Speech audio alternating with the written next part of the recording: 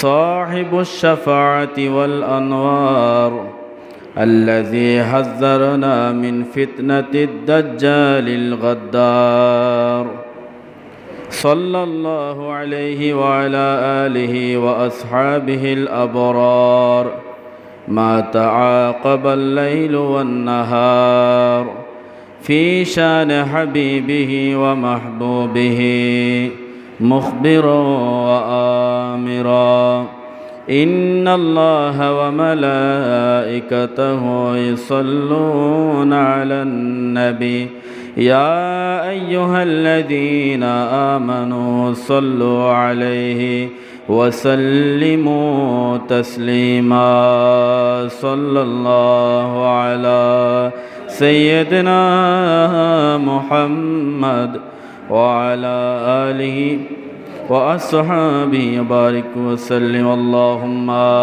صل على مولانا محمد وعلى آل سيدنا مولانا محمد اللهم صل على سيدنا مولانا محمد وعلى آل سيدنا মাওলানা মুহাম্মদ ইচ্ছা করলে প্রাণের নবী থাকতে পারতেন আরশে উম্মতের মায়ায় পড়ে শুয়ে আছেন মদিনায় আল্লাহুম্মা সাল্লি আলা সাইয়্যিদিনা মাওলানা মুহাম্মদ ওয়ালা আলি সাইয়্যিদিনা মাওলানা আরশের নিচে সজদায় পড়ে কান্দেন নবী যারে যার মাফ করে দাও গো আল্লাহ উম্মত আমার গুনাহগার আল্লাহুম্মা সাল্লি আলা সাইয়্যিদিনা মাওলানা মুহাম্মদ ওয়ালা আলি সাইয়্যিদিনা মাওলানা মুহাম্মদ সালাতুন ইয়া রাসূলুল্লাহ আলাইকুম সালামুন ইয়া নবী চরিত্র খুলকে আজিম সাক্ষী আল কোরআন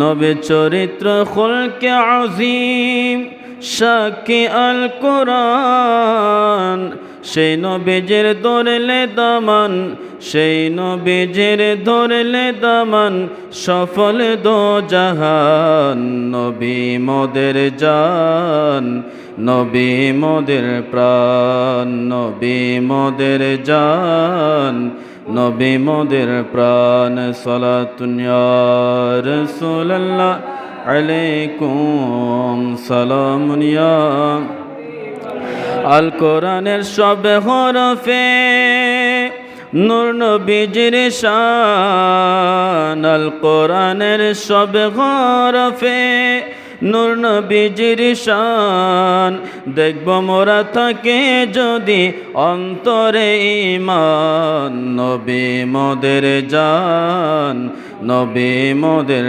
প্রাণ নবী মোদের জান নবী মোদের প্রাণ নবীর পথে পাবো মোরা নবীর পথে পাবো মোরা খোদারি সন্ধান নবী মোদের জান নবী মোদের প্রাণ সালাতুন ইয়া রাসূলুল্লাহ আলাইকুম সালামুন ইয়া হাবিবাল্লাহ আসলেন নবী করতে প্রচার খোদারি বিধান আসলেন নবী করতে প্রচার খোদারি বিধান যে বিধানে রয়েছে সব সমস্যার সমাধান নবী মোদের জান নবী মোদের প্রাণ, নবীর পথে পাব মোরা খোদারি সন্ধান,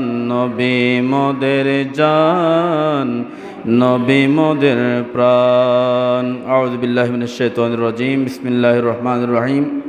ওয়া হুয়াল্লাযী সাখখারাল বাহরা লিতাকুলু মিনহু লাহমান তারিয়্যা ওয়া তাস্তাখরিজু মিনহু হিল্যাতান তালবিসুনাহা ওয়া তারাল ফুলকা মাওয়াখিরা ফীহি। সাদাকাল্লাহুল মাওলানাল আযীম ওয়া বাল্লাগনা রাসূলুহুন নবিয়ুল হাবিবুল কারীম।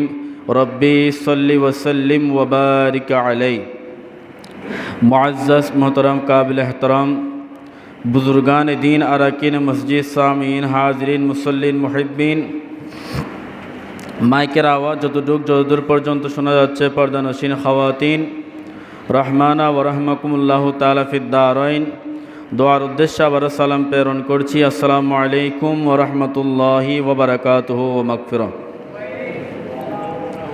আল্লাহ পাক জাল্লা শানুহুর দরবারে অসংখ্য গণিত শুকর গুজার করছি যে রব্বুল আলামিন হাকিমুল হাকিমিন আজকে পবিত্র জিলকদ মাসের চতুর্থ জুমা আমাদেরকে মসজিদে এসে বসে আদায় করার সুযোগ তৌফিক নসিব করেছেন। ওই রবের প্রতি শুকরিয়াতে সবাই অন্তরস্থল থেকে বলি আলহামদুলিল্লাহ। অসংখ্য গণিত দুরুদ সালামের নজরানা পেশ করছে আকায়ে নামদার তাজদারে মদিনা, সুরুরে কলবে সিনা বায়সে কোন মাকা রুহ কা ফিদা, নবী মুহাম্মদুর রাসূলুল্লাহ সাল্লাল্লাহু আলাইহি ওয়াসাল্লামের প্রতি আল্লাহ সুবহানাহু ওয়া তাআলা আমাদের সবাইকে সিরাতে মুস্তাকিমের পথে মতে দায়েম কায়েম থাকার তৌফিক দান করুক, আমিন। হাজরিন, গত জুমার মধ্যে আমরা একটা সুন্দর বিষয় নিয়ে, যেটা আমাদের জানা প্রয়োজন ছিল, কসমোলজি ও সৃষ্টির আদি আত্মরহস্য নিয়ে আলোচনা করেছি।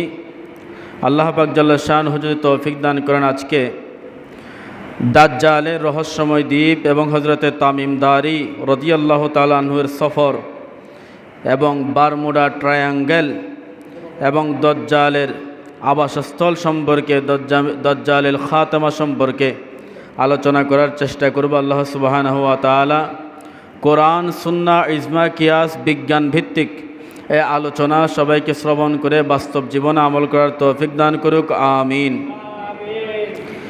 একদম আলোচনার শুরুতে আপনাদের সবার পা ধরে আমি অনুরোধ করতে চাই, আল্লাহর ওয়াস্তে আলোচনার মাঝখানে কোনো ইন্টারফেয়ার করবেন না, আলোচনার মাঝখানে কোনো কথা বলবেন না। দয়া করে আলোচনার মাঝখানে কোনো কথা বলবেন না, শুরু থেকে শেষ পর্যন্ত বসার চেষ্টা করবেন। আপনার যদি অতি গুরুত্বপূর্ণ কথা থাকে, মসজিদের বারান্দা আছে, মসজিদের বাইরের স্থান আছে, ওখানে গিয়ে কথা বলে আসবেন। দয়া করে আলোচনার মাঝখানে কেউ শুরু থেকে শেষ পর্যন্ত ইন্টারফেয়ার করবেন না। কোরআনুল করিম থেকে একটা আয়াতে করিমা তেলাওয়াত করেছি, সূরা নহলের 14 নম্বর আয়াত। আল্লাহ সুবহানাহু ওয়া তাআলা তৌফিক দান করলে এই আয়াতের আলোকে আজকের বিস্তারিত আলোচনা করার চেষ্টা করব। আল্লাহ পাক রব্বুল আলামিন প্রত্যেককে অন্তরের কান দিয়ে শুনে বাস্তব জীবনে আমল করার তৌফিক দান করুক, আমিন। প্রত্যেকেই মনোযোগ সহকারে আলোচনা শুরু থেকে শেষ পর্যন্ত শ্রবণ করার চেষ্টা করবেন। দয়া করে কেউ ইন্টারফেয়ার করবেন না, করলে আলোচনার মনোযোগ নষ্ট হয়ে যায়। পরে মনোযোগ নষ্ট করে দিবেন আপনি, দোষ হবে আমার, বলবে হুজুরে কি বলতেছে আমি বুঝতেছি না, বা হুজুর কথা কতক্ষণ এখান থেকে বলে, কতক্ষণ ওইখান থেকে বলে, আপনার এটা মনে হবে। এবং এই যে আলোচনা হচ্ছে কোরআন সুন্নাহর আলোচনা যেখানে হয়, ওইখানে আল্লাহরও বিশেষ রহমত বর্ষণ হয় এবং আল্লাহরও বিশেষ ফেরেশতারা এসে ওই মানুষগুলোর সাথে মুসাফা মুআনাকা করেন। সুবহানাল্লাহ। এই ফজিলতটা হাসিলের জন্য চুপ থাকবেন, আলোচনা শ্রবণ করার চেষ্টা করবেন। আল্লাহ সুবহানাহু ওয়া তাআলা সূরা নহলের 14 নম্বর আয়াতের মধ্যে ইরশাদ করলেন, ওয়া হুয়াল্লাযী সাখখারাল বাহরা। আল্লাহ বলছেন, তিনি সেই সত্তা যিনি সমুদ্রকে, সাখখারাল বাহরা, সমুদ্রকে তোমাদের জন্য নিযুক্ত করেছেন, নিয়োজিত করেছেন। এখানে সাখখারা মানা হচ্ছে তোমাদের অধীনস্থ করে দিয়েছেন। সুবহানাল্লাহ।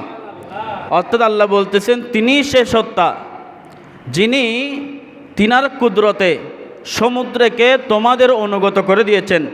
তোমরা চাইলে এই সমুদ্রের উপরে যা ইচ্ছা তা করতে পারো, সমুদ্র কখনো তোমাদেরকে পিষ্ট করে না, তোমাদের উপরে আছড়ে পড়ে না।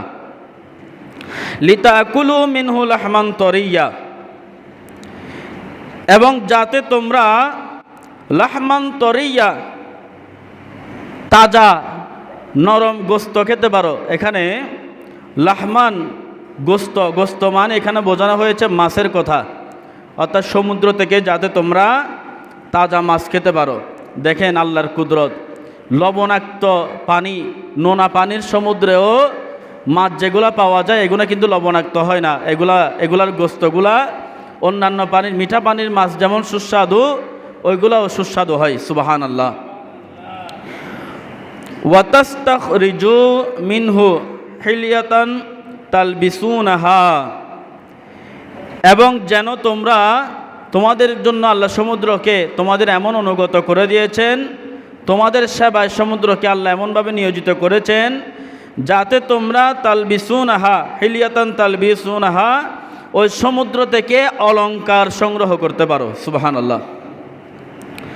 ওয়াতারাল ফুলকা মাওয়াখিরা ফিহ, এবং তোমরা যেন মাওয়াখিরন সমুদ্রর বুক ভেদ করে, সমুদ্রের পানি ভেদ করে তোমাদের জাহাজগুলা চালিয়ে নিতে পারো। দেখেন কিয়ামত যখন সংগঠিত হবে, সব সমুদ্রের সব পানিগুলা দুনিয়ার উপর আশ্রে পড়বে, মানুষের উপর আশ্রে পড়বে, পাহাড় পর্বতের উপর আশ্রে পড়বে। কিন্তু আল্লাহ এর আগে সমুদ্রটাকে আপনার খেদমতে এমনভাবে নিয়োজিত করেছেন, আপনি চাইলে ওখানে বুট চালাইতে পারেন, আপনি চাইলে নৌকা চালাইতে পারেন, আপনি চাইলে কখনো কি আমি ভেবে দেখেছি এই বোট, এই নৌকা, এই জাহাজগুলা, এত ভারী জাহাজগুলো সমুদ্রে কিভাবে ভেসে থাকে? আপনি কখনো চিন্তা করে দেখিনি। আপনি কখনো চিন্তা করে দেখেনি এই লবণাক্ত পানির মাছগুলা কিভাবে খেতে এত মজা হয়, কিভাবে এত খেতে সুস্বাদু হয়, এটা আমি কখনো চিন্তা করে দেখিনি। আল্লাহ বলে দিয়েছেন, ওহু আল্লাযী সাখখারাল বাহরা, আমি আল্লাহ সমুদ্রকে তোমাদের জন্য নিয়োজিত করেছি যাতে তোমরা সমুদ্র থেকে মাছ খেতে পারো, সমুদ্র থেকে তোমরা জিনিকর ভিতর থেকে মুক্তা বের করতে পারো, সমুদ্রের তলদেশ থেকে তোমরা অলংকার এনে অলংকার বানাইতে পারো, এবং সমুদ্র ভেদ করে তোমরা নৌকা জাহাজ চালাইতে পারো। সবাই বলি সুবহানাল্লাহ। আজকের বিজ্ঞান কি বলে? আজকের বিজ্ঞান, তাদের দাবি তারা মহাকাশ জয় করেছে, অর্থাৎ মঙ্গল গ্রহ সহ যতগুলা গ্রহ আছে, চাঁদ, বুধ, বৃহস্পতি গ্রহ, এই সমস্ত যতগুলা গ্রহ আছে, নেপচুন, প্লেটো, এগুলা তারা জয় করেছে। কিন্তু বিজ্ঞান বলে এই বিশাল নীল সমুদ্রের মধ্যখান থেকে তারা মাত্র 5% থেকে 7% এক্সপ্লোর করেছে, 5% থেকে 7% তাদের সামনে প্রকাশিত হয়েছে। বাকি যত পার্সেন্ট আছে 100%-এর মধ্যে সবগুলো তাদের থেকে অদৃশ্য। সুবহানাল্লাহ। আল্লাহর কুদরত এত ব্যাপক। দেখেন 100%-এর মধ্যে যদি 5% থেকে 7% বিজ্ঞান বর্তমান আবিষ্কার করে, তাহলে আরও কত পার্সেন্ট? 5% হলে আরও 95%। এখন মানুষ জানে না সমুদ্রের মধ্যে কোথায় কি আছে। 7% হলে আরও প্রায় অনেক পার্সেন্ট, অর্থাৎ মানুষ এখনও জানে না যে সমুদ্রের তলদেশে, সমুদ্রের ভিতরে কি আছে। মানুষেরকে আল্লাহ যতটুকু ক্ষমতা দিয়েছেন, মানুষ পরিশেষে ততটুকুই জানতে পারবে। সমুদ্রের তলদেশে বিশাল এক স্থান, এখনও লোক চক্ষুর অন্তরালে, বিজ্ঞানীরা পর্যন্ত এটা এখন এক্সপ্লোর করতে পারেনি, যেটা সমুদ্রের তলদেশে। এই রহস্যময় স্থানকে বিজ্ঞান 2 ভাগে ভাগ করে। প্রথম ভাগ হচ্ছে দ্য মিডনাইট জোন, দ্বিতীয় নাম্বার হচ্ছে অ্যাবিসাল জোন। এই দুইটার ব্যাপারে সামনে ব্যাখ্যা করব। হাদিস শরীফ অনুযায়ী ইবলিসের প্রধান হেডকোয়ার্টার, আমি গত কয়েক মাস আগে এক জুমার মধ্যে আলোচনা করেছিলাম, অর্থাৎ সমুদ্রের মধ্যে শয়তানের সিংহাসন।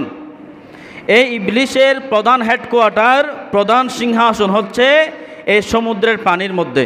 ওইখান থেকে বসে ইবলিস সারা দুনিয়ার মধ্যে যত অপকর্ম হয়, যত শয়তানি হয়, যত শয়তানি চাল হয়, আমাদের সাথে যত শয়তান থাকে, এই সব শয়তানকে ওইখানে বসে ইবলিস পরিচালনা করে, এবং সব শয়তান ওইখানে গিয়ে ইবলিসের কাছে মানুষের আহাতনামাগুলা পৌঁছিয়ে দেয়। এই যে গত জুমার মধ্যে জিন এবং হিন জাতির নির্বাসন সম্পর্কে আলোচনা করেছি, ওইটার প্রেক্ষিতে আজকের জুমার আলোচনা। এই সমুদ্রের মধ্যে এমন কিছু স্থান রয়েছে যেগুলোকে জিওগ্রাফিক্যাল জোন বলা হয়, যেমন বারমুডা ট্রায়াঙ্গল, যেটার কথা আমি গত জুমায় সামান্য ইঙ্গিত দিয়েছি। ওটা এমন একটা জায়গা যেখানে আধুনিক রেডিও ফ্রিকোয়েন্সি বা জিপিএস ট্র্যাকার কাজ করে না। ওটার উপর দিয়ে বিমান চলে গেছে, নিচে জাহাজ চলেছে, আজ পর্যন্ত কোনো বিমান কোনো জাহাজ এটার উপরে যা চলেছে তা কখনো ফিরে আসেনি। যে মানুষগুলা জাহাজে ছিল ওইগুলো ফিরে আসেনি, যে মানুষগুলা ওই বারমুডা ট্রায়াঙ্গলের উপরে উড়োজাহাজে ছিল ওইগুলো আজ পর্যন্ত ফিরে আসেনি। এটা রহস্যময় একটা স্থান যেটা পৃথিবীর মধ্যে রয়েছে, আটলান্টিক ভূমধ্যসাগরে। তফসির ইবনে কাসির হজরত ইমাম ইবনে কাসির তফসিরে কুরআনিল আজিম কিতাবের ৫ম খণ্ডের ৫১৬ পৃষ্ঠার মধ্যে সূরা নহলের তফসিরের মধ্যে তিনি উল্লেখ করলেন, আল্লাহ সমুদ্রকে মুসাখ্খার অর্থাৎ বশীরভূত করে দিয়েছেন। এখানে মুআখার শব্দটির তাৎপর্য হচ্ছে সমুদ্রের বুক চিরে মানুষ চলে যাওয়া, অর্থাৎ মানুষ চাইলে সমুদ্রের বুক চিরে চলে যেতে পারবে। মানুষকে আল্লাহ সমুদ্রের ওপরে কর্তৃত্ব দিয়েছেন, সুবহানাল্লাহ। এখন ওই যে সমুদ্রের গভীরতা, এই সমুদ্র কত গভীর, যে সমুদ্র আমরা দেখতে পাই আটলান্টিক ভূমধ্যসাগর, ভারত মহাসাগর, এই সমুদ্রগুলা কত গভীর। দ্য মিডনাইট জোন যেটার কথা বলেছি, এটা হচ্ছে পানির উপর থেকে নিচে, পানির উপর থেকে নিচে 1000 থেকে 4000 মিটার গভীরকে দ্য মিডনাইট জোন বলে। এটা যদি আমি আপনাদেরকে ভালোভাবে বোঝানোর জন্য আরও ভালোভাবে এক্সপ্লোর করি তাহলে বলতে হয়, সমুদ্রের নিচে 1000 থেকে 4000 মিটার নিচে এমন স্থান যেখানে সূর্যের আলো পড়ে না, অর্থাৎ সমুদ্রের উপরিভাগ থেকে উপরিভাগ 1 কিলোমিটার থেকে নিচে 4 কিলোমিটার, সমুদ্রের পানির উপর থেকে নিচে 4 কিলোমিটার যেতে হবে। 3281 ফুট থেকে 13123 ফুট নিচে। এখন আমাদের এখানে কল গাড়তে পানি পেতে কতটুকু কল গাড়তে হয়? হয়তো 50 ফুট বা এর অধিক, 70 ফুট, 80 ফুট বা 100 ফুট। কিন্তু সমুদ্রের উপর থেকে নিচে 3281 ফুট থেকে 13123 ফুট গভীর, ওই জায়গাটাকে দ্য মিডনাইট জোন বলা হয় বিজ্ঞানের পরিভাষায়। এবং এরপরে এ বিশাল জোন যেটা আছে ওইটা হচ্ছে সমুদ্রের পানির ওই 4000 মিটার থেকে নিচে 6000 মিটার পর্যন্ত, যেখানে প্রচণ্ড পানির চাপ এবং প্রচণ্ড ঠান্ডা অবস্থিত। অর্থাৎ সমুদ্রের পানির নিচে, এখান থেকে নিচে 4 কিলোমিটার গভীর থেকে 6 কিলোমিটার পর্যন্ত, অর্থাৎ 13123 ফুট থেকে 19685 ফুট পর্যন্ত। সবাই বলে সুবহানাল্লাহ। আল্লাহর সৃষ্টি দেখেন, যেখানে 50-60 ফুট করলে পানি পাওয়া যায়, তাহলে সমুদ্রের উপর থেকে 19685 ফুট নিচে, অর্থাৎ প্রায় 6 কিলোমিটার নিচে, যেটা অ্যাবিসাল জোন।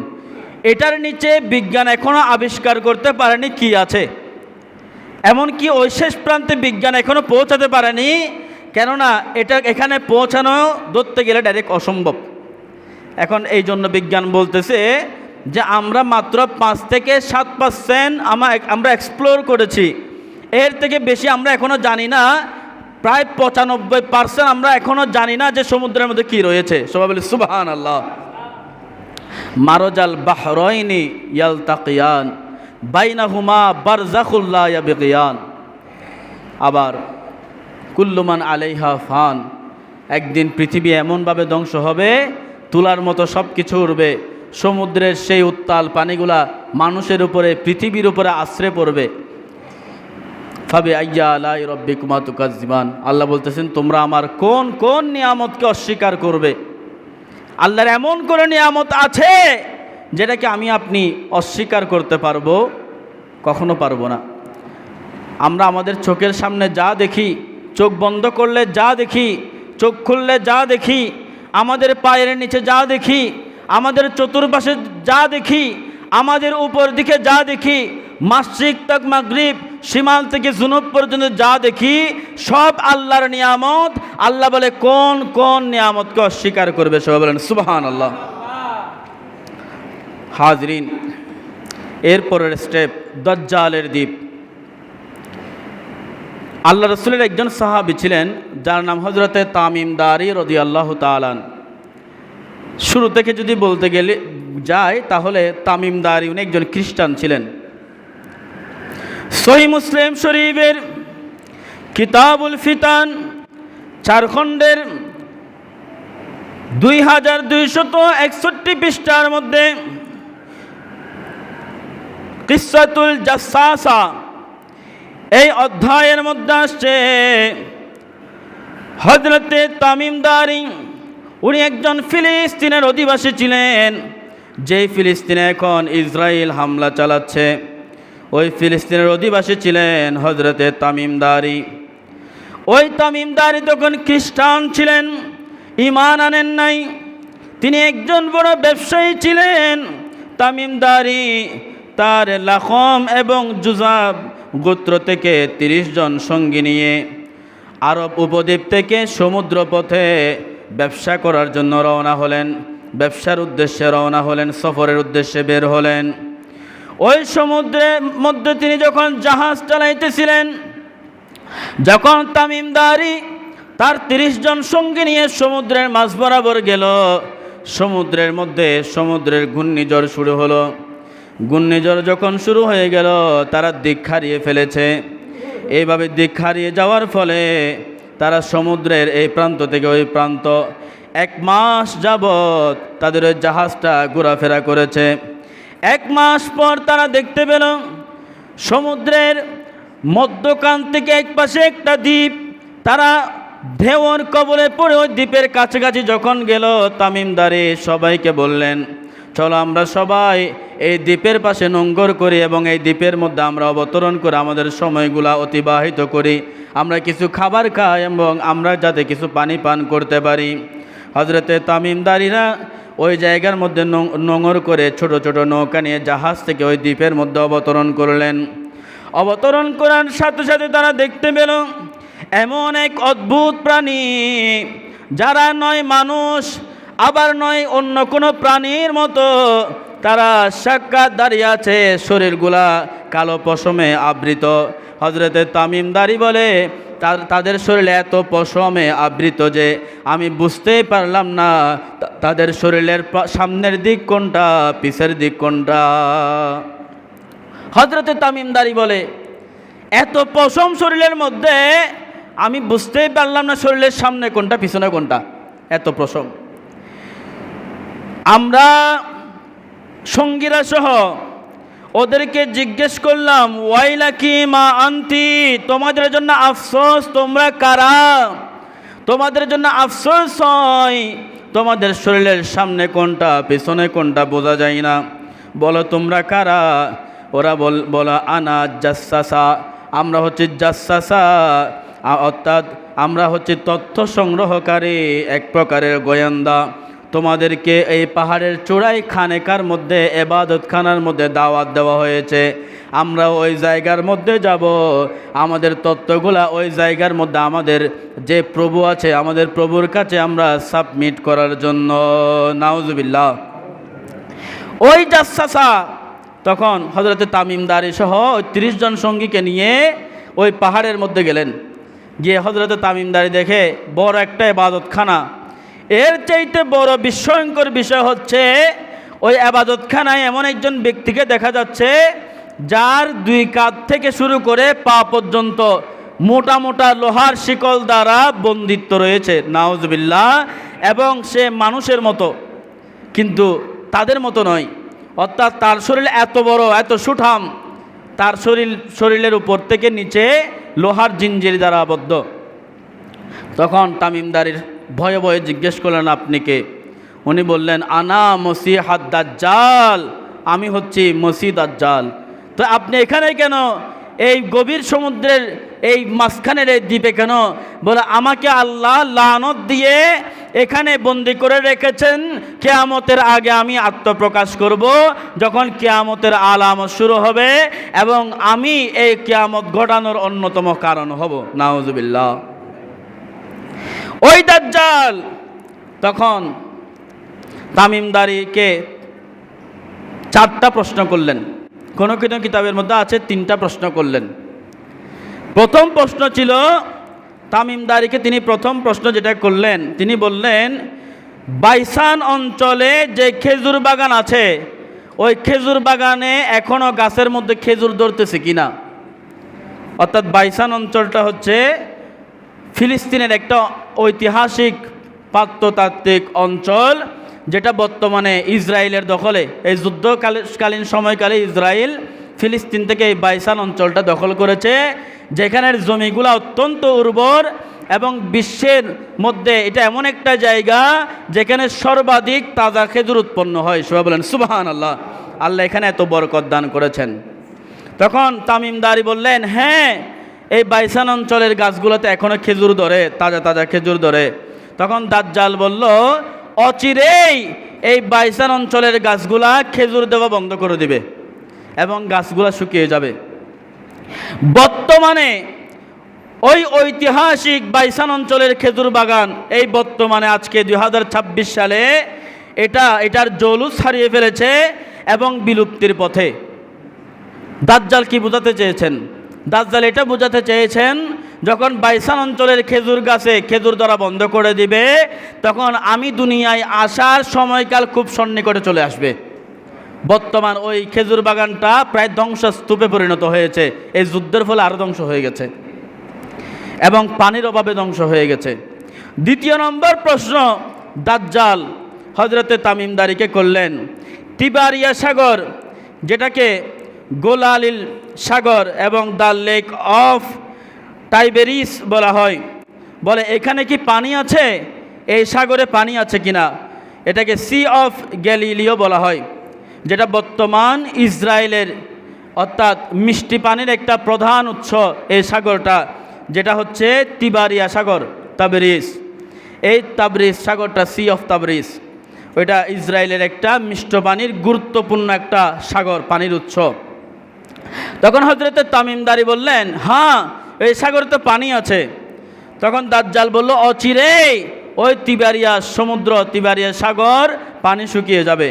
বর্তমান 2026 সালে গত কয়েক দশকে এই তিবারিয়া সাগরের পানি শুকিয়ে প্রায় নিচে চলে আসছে এবং অত্যাধিক পানি ব্যবহার করার কারণে, ইসরায়েলে পানির সংকটে অত্যাধিক পানি ব্যবহার করার কারণে, শুষ্ক মাটি হওয়ার কারণে ওই সাগরটা প্রায় বিলুপ্তির পথে। দাজ্জাল বলল, যখন ওই সাগর শুকিয়ে যাবে আমি দাজ্জাল দুনিয়ার মধ্যে অবতরণ করব। নাউজুবিল্লাহ। 3 নাম্বার প্রশ্ন দাজ্জাল করল, জুগার ঝর্ণা, যেটাকে দ্য স্প্রিং অফ জুগার বলা হচ্ছে, এই ঝর্ণায় পানি আছে কিনা। তখন অর্থাৎ এই ঝর্ণাটা যেটা জুগার ঝর্ণা, এটা হচ্ছে মৃত সাগর, ডেড সি, যেখানে এই মৃত সাগরের দক্ষিণ প্রান্তে প্রাচীন শহর জর্ডানের সীমান্তে, জর্ডান রাষ্ট্রের সীমান্তে এই জুগার ঝর্ণা। তখন তামিমদারি বলেন, হ্যাঁ, জুগার ঝর্ণাতে এখনও পানি আছে, মানুষ এই পানি দিয়ে চাষাবাদ করে। দাজ্জাল তখন সন্তুষ্ট চিত্তে বলল, এখানে পানি আছে, কিন্তু অচিরেই এই ঝর্ণা শুকিয়ে যাবে। বর্তমানে ওই ঝর্ণা প্রায় বিলুপ্তির পথে। অন্য কিতাবের ভাষায় তিনি 4টা প্রশ্ন করেছেন। 4র্থ নম্বর প্রশ্নটা হচ্ছে, উম্মিদের নবী সম্পর্কে তুমি আমাকে বলো। উম্মিদের নবী অর্থাৎ নিরক্ষরদের নবী সম্পর্কে, অর্থাৎ জাহেলিয়াতের নবী সম্পর্কে, যিনি জাহেলি যুগে এসেছেন, এমন এক যুগে এসেছেন যখন ছোট ছোট কিশোরী কন্যা সন্তান জন্ম নিলে তাদেরকে মেরে ফেলতে হতো, কন্যা সন্তানদেরকে অভিশাপ বাবা হতো। বলে এই নবী সম্পর্কে, এই নবী রহমত সম্পর্কে তুমি কি বলো। তখন হযরতে তামিমদারি বললেন, তিনি মক্কার মধ্যে আবির্ভাব হয়েছেন এবং তিনি মক্কাবাসীর অত্যাচারে মদিনায় তিনি হিজরত করেছেন এবং আরববাসী তার বিরুদ্ধে যুদ্ধ শুরু করে দিয়েছে। তখন দাজ্জাল বলে আরবদের কখনো উচিত নয় তার বিরুদ্ধে যুদ্ধ করা, বরঞ্চ তাদের উচিত তার কাছে এসে ইসলাম ধর্ম গ্রহণ করা। কেননা এখানে দাজ্জাল এটা বুঝিয়েছে ইসলামের মহত্ব সম্পর্কে শয়তানও সাক্ষ্য দেয়। সবাই বলেন সুবহানাল্লাহ। ইসলামের মহত্ব সম্পর্কে শয়তান পর্যন্ত সাক্ষ্য দেয়, দাজ্জাল পর্যন্ত সাক্ষ্য দেয়। হাজরিন, দাজ্জাল ইনি আগমনের 3 বছর আগে যখন আগমন করবে, এর আগমন অর্থাৎ তিনি 40 দিন এই দুনিয়ার মধ্যে থাকবে। উনি আগমনের 3 বছর আগে প্রথম বছরে অর্ধেক, দ্বিতীয় বছরে অর্ধেক, তৃতীয় বছরে অর্ধেক, অর্থাৎ শেষ বছরে এই পৃথিবীতে আসমান থেকে বৃষ্টি নামা বন্ধ হয়ে যাবে। এমন দুর্ভিক্ষের মুখোমুখি পৃথিবী হবে। এই দুর্ভিক্ষের মুখোমুখি হয়ে যখন মানুষের গুস্ত কামড়ে কামড়ে খাবে, মানুষ দিন ধর্ম থেকে একদম সরে যাবে এই দুর্ভিক্ষের খবরে। একটা কথা আপনারা সবাই জানেন, অর্থাৎ যখন দুর্ভিক্ষ আসে, পেটের খিদা থাকে, তখন মানুষ ধর্মের দোহাই আর দেয় না, পেটের খিদাটাকে বড় করে দেখে।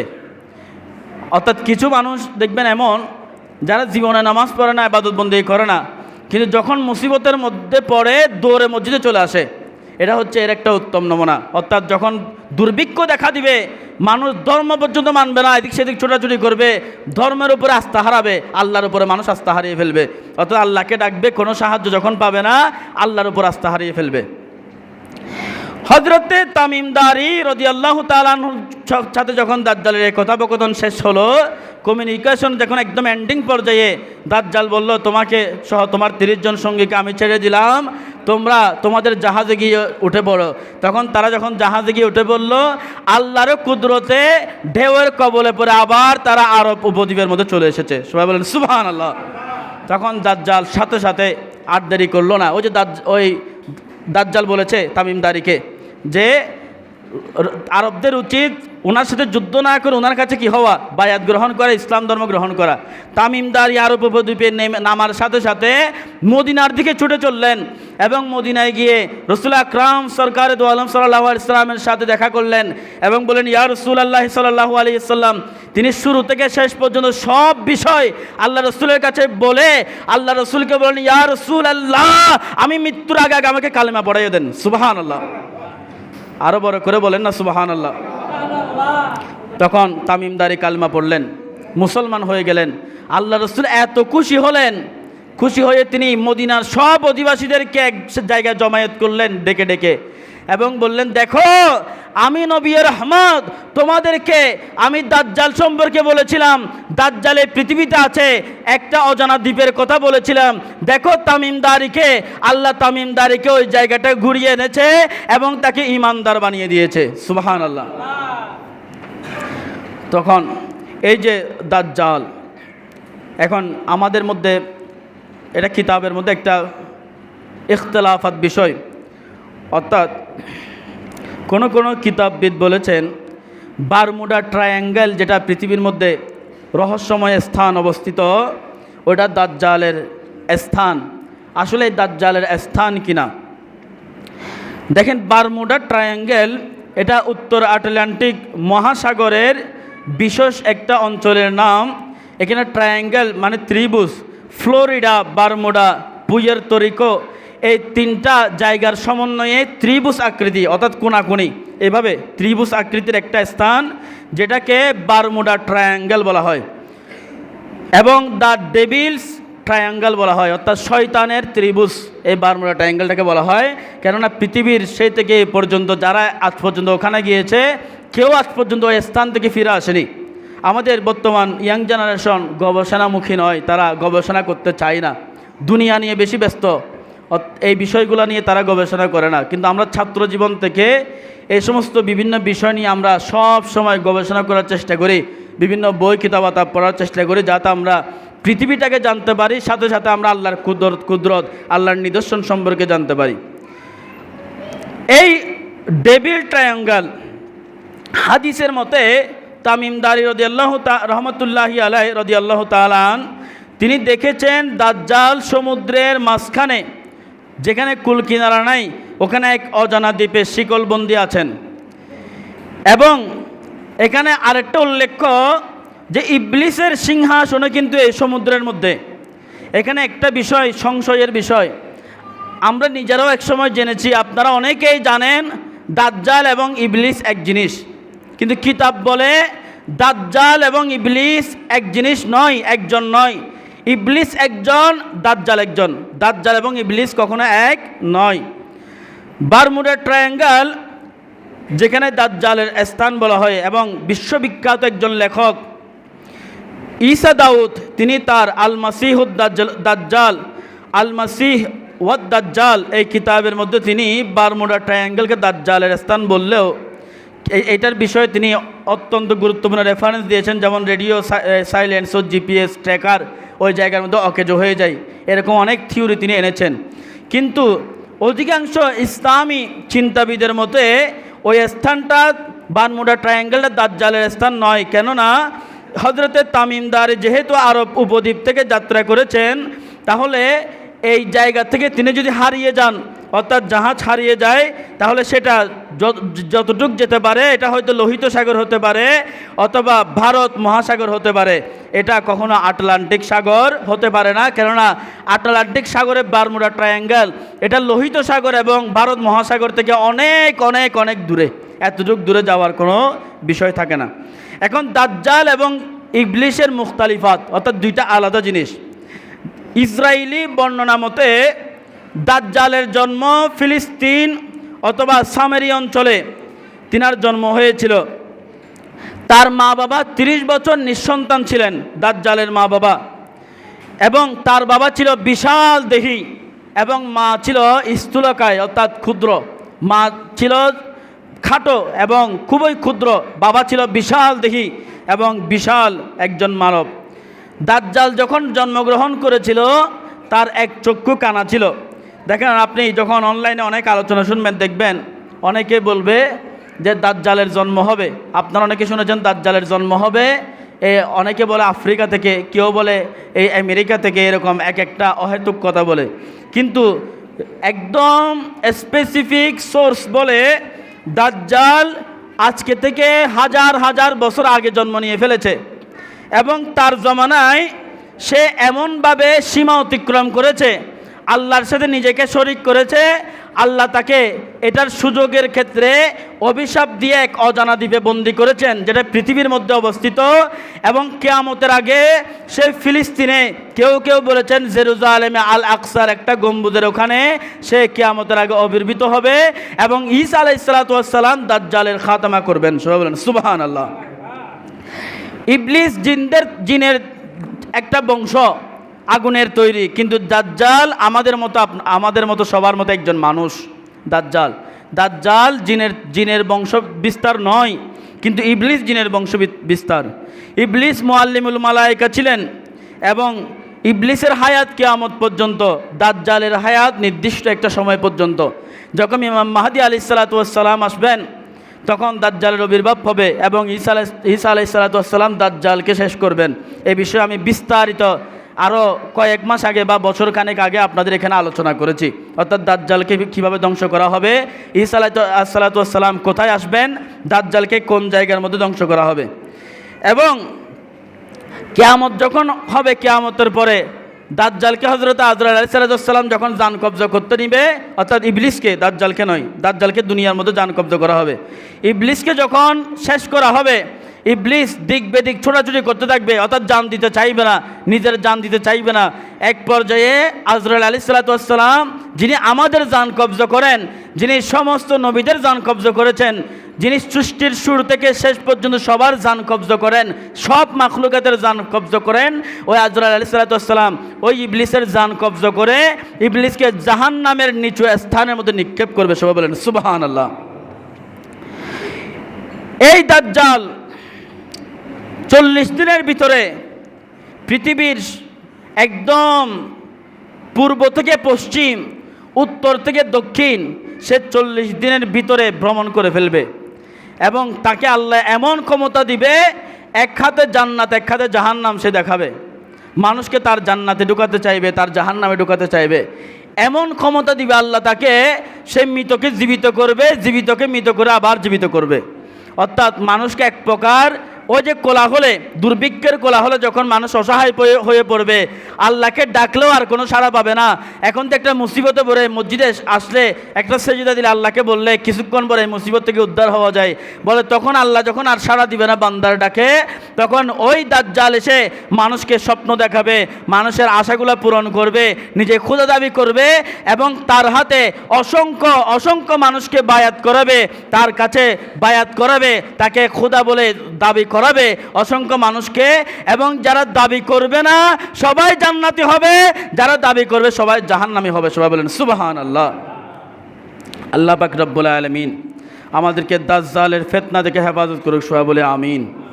এবং পৃথিবীর সব স্থান ঘুরে ফেললেও সবচেয়ে শরফময় জায়গা মক্কা এবং মদিনা, এই দুই জায়গার মধ্যে দাজ্জাল প্রবেশ করতে পারবে না। এই দুই জায়গার মধ্যে দাজ্জাল ঢুকতে পারবে না, কেননা এই দুই জায়গায় নাপাকদের কোনো স্থান নাই। এই দুই জায়গায় যারা যায় এরা তো নারী গেলে পুরুষের দিকে তাকায় না, পুরুষ গেলে নারীর দিকে তাকায় না। এই দুই জায়গা এমন, পৃথিবীর সব প্রান্তে নারী পুরুষ একসাথে দাঁড়াতে পারে না, নারী পুরুষ একসাথে হাঁটতে পারে না, চলতে পারে না। শরীয়তে নিষেধ থাকে, কিছু নিষেধাজ্ঞা থাকে। এমনকি নারী মারা গেলে যে কোনো পুরুষ চাইলে কবরে নামাইতে পারে না। কিন্তু মক্কা শরীফ মদিনা শরীফ এমন এক জায়গা পৃথিবীর মধ্যে যেখানে নারী পুরুষ একসাথে হাঁটে, কেউ কারো দিকে কুচক্কে তাকায় না। সবাই বলেন সুবহানাল্লাহ। আল্লাহ এত রহমত এই জায়গার মধ্যে দিয়েছেন যেখানে দাজ্জাল, শয়তান, ইবলিসের ধোঁকা কাজ করে না। এটা হচ্ছে এমন একটা স্যাটিসফাইড জায়গা পৃথিবীর মধ্যে। সহিহ মুসলিম শরীফের বর্ণনায় আসছে, আল্লাহ রাসূল বললেন, যেই ব্যক্তি সূরা কাহাফের প্রথম 10 আয়াত এবং শেষ 10 আয়াত মুখস্থ রাখবে এবং সব সময় তেলাওয়াত করবে, ওই ব্যক্তি দাজ্জালের ফিতনা থেকে পরিত্রাণ পাবে। সুবহানাল্লাহ। এবং কোন কোন বর্ণনায় আছে সূরা কাহাফের শেষ 10 আয়াত যে ব্যক্তি মুখস্থ রাখবে, তেলাওয়াত করবে। আবার অন্য বর্ণনায় আসছে জুমার দিন কোনো ব্যক্তি যদি সূরা কাহাফ তেলাওয়াত করে, জুমার দিন কোনো ব্যক্তি যদি সূরা কাহাফ তেলাওয়াত করে, তাহলে সেই জুমা থেকে পরের জুমা পর্যন্ত ওই ব্যক্তির দাজ্জালের ফিতনা থেকেও রক্ষা পাবে এবং সমস্ত প্রকারের শয়তানের কুমন্ত্রণা থেকে ওই ব্যক্তিকে আল্লাহ ফেরেশতা দ্বারা হেফাজত করবেন। সবাই বলে সুবহানাল্লাহ। হাজরিন, আলোচনার শেষ দিকে আপনাদেরকে একটা বিষয় বলতে হয়, খুবই দুঃখ বরাক্রান্ত বিষয় এবং খুবই নির্মম একটা বিষয়। আপনারা জানেন গতকালকে পরশুদিন আমাদের রাঙ্গুনিয়ার লালানগর ধামারহাটে প্রবাসী আপন 4 ভাই বিদেশের মধ্যে প্রবাস জীবনের মধ্যে ইন্তেকাল করেছেন অ্যাক্সিডেন্ট হয়ে। কেউ কেউ বলছেন দুর্ঘটনা, কেউ কেউ বলেছেন অ্যাক্সিডেন্ট হয়ে তারা প্রবাসের মধ্যে ইন্তেকাল করেছেন। সবাই বলি ইন্না লিল্লাহি ওয়া ইন্না ইলাইহি রাজিউন। দেখেন, এই ব্যক্তি যারা প্রবাসে ইন্তেকাল করেছেন, এরা চাইলে আমার আপনার পরিবারের কেউ হতে পারতেন। এরকম না যে আমাদের পরিবারের কেউ কখনো মারা যাবে না। এরা চাইলে এখানে কারো সন্তান হতে পারতো, এরা চাইলে আমাদের কারো ভাই হতে পারতো, এরা চাইলে আমাদের কোনো বন্ধু হতে পারতো, আমাদের কোনো আত্মীয় স্বজন হতে পারতো। মৃত্যু কখন কোথায় আসে বলা যায় না। তবে খুবই নির্মম হয়েছে এটা যে তাদের মা কান্না করে করে বলতেছে, মা এখনও আছে। অর্থাৎ দেখেন, এক মায়ের 4টা সন্তান যদি এক জায়গার মধ্যে মারা যায়, এর চাইতে দুঃখের পরিতাপের বিষয়, এর চাইতে কষ্টের বিষয় আর কি হতে পারে। আমরা সবার জন্য দোয়া করি। এখানে যারা আছেন অনেকের সন্তান শহরে, অনেকের সন্তান বন্দরে, অনেকের সন্তান সিটিতে, অনেকের সন্তান ঢাকাতে, অনেকের সন্তান বিদেশে। আল্লাহ পাক রব্বুল আলামিন যেন তাদের জান মাল ইজ্জত আবরে হেফাজত করেন এবং আল্লাহ যাতে আমাদের প্রবাসী ভাইদেরকে প্রবাসের মধ্যে সুস্থ শরীরে ইনকাম করার তৌফিক দান করেন। আমিন। আমরা প্রত্যেকে তাদের জন্য দোয়া করি।